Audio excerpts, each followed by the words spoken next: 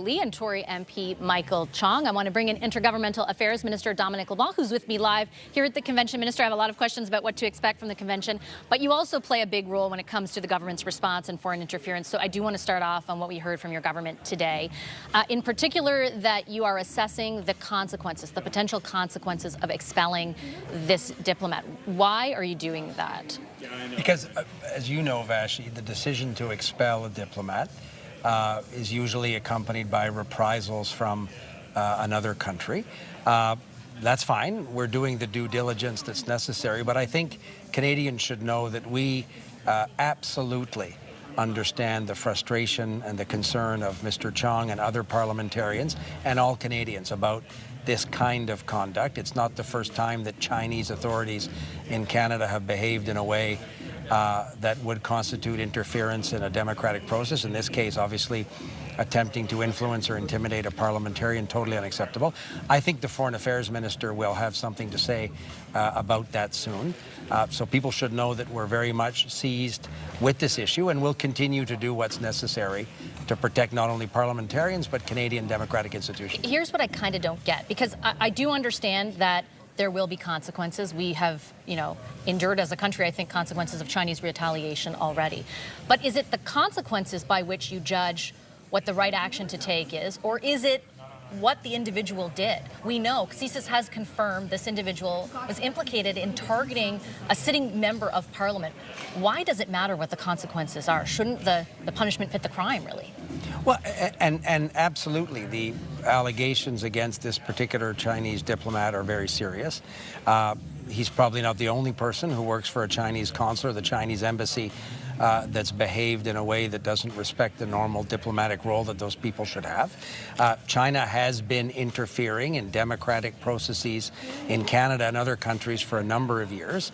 We have, as a government, have put in place a number of measures that we're looking to strengthen and evolve as the threat evolves. But I think Canadians should know that this kind of behavior by Chinese diplomats is totally unacceptable, and the Chinese diplomatic presence in Canada will face consequences for that kind of behavior. But respectfully, why haven't they already? This reporting came out in the weekend. It was confirmed by CSIS, I think, less than 48 hours later. Again, if you're hesitating to expel this diplomat, doesn't that send A, China, a very clear message, and B, Canadians?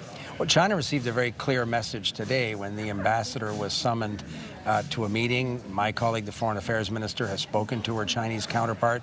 We saw some rather dramatic footage of the Prime Minister at an international summit talking to the President of China about these exact issues. So we'll continue to tell China that there will be no tolerance for this kind of behavior. But we'll continue to hold them accountable too. I understand. But if the consequences are not good, according to the assessment that's underway right now, are we by not expelling? Are you going to say we won't expel this diplomat? Like that's what I'm confused about. I'm not saying that at all. I'm saying we'll make a decision.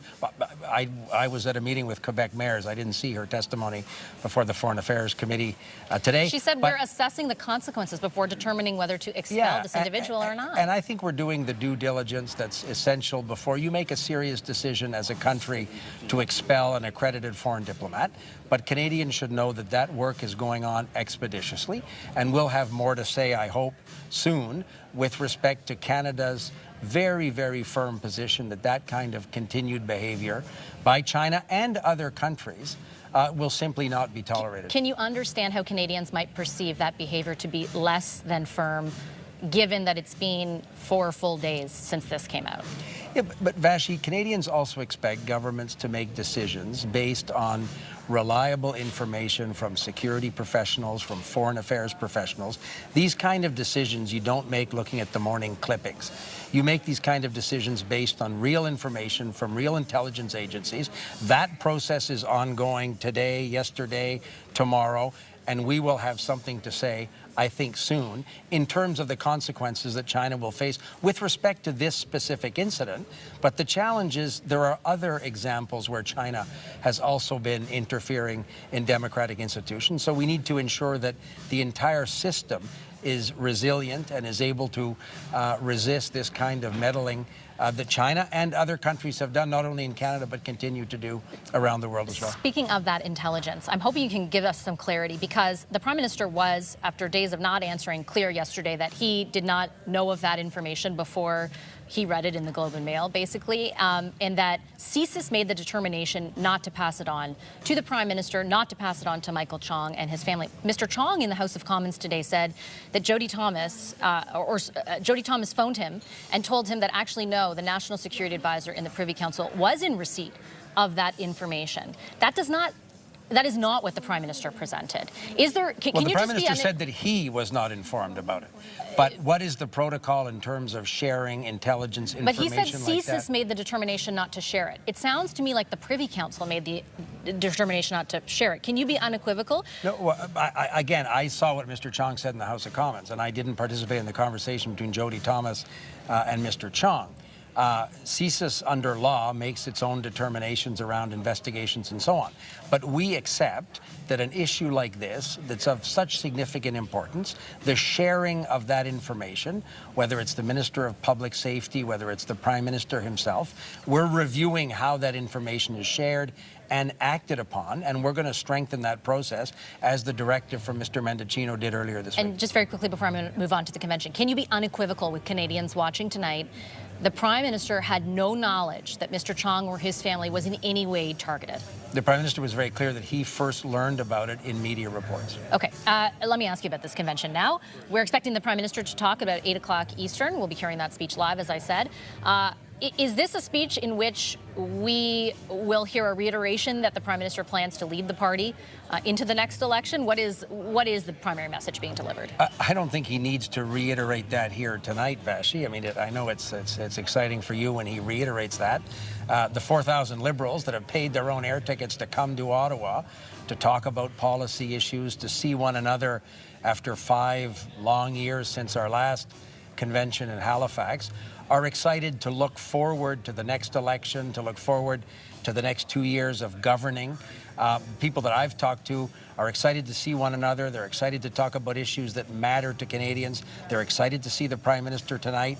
I'm very confident that they'll be buoyed by what he has to say in terms of our government's focus on issues that matter to people and looking to the future.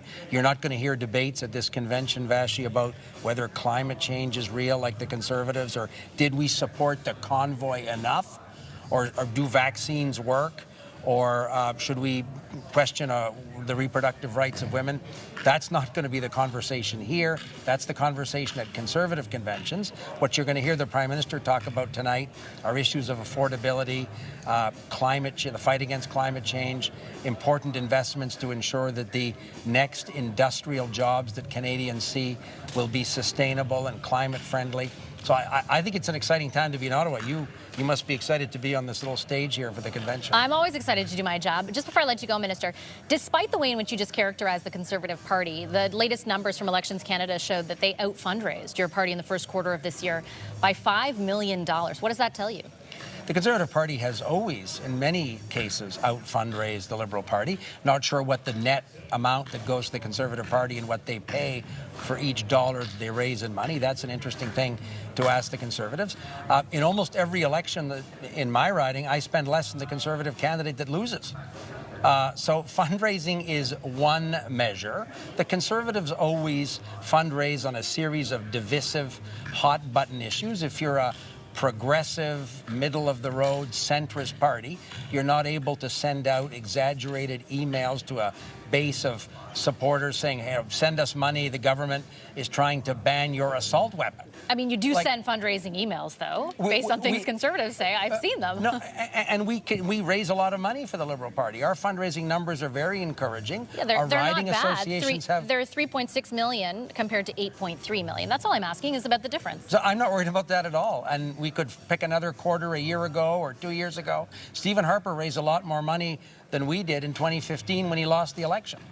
Okay, I'm going to leave it there. I'm out of time. I went long, actually. So thank you very much, Minister LeBlanc. I appreciate it. Thanks, Vassy. Have a great evening. You as well. Intergovernmental Affairs Minister Dominic LeBlanc. Next up, we're going to turn back to the subject discussed at the initial part of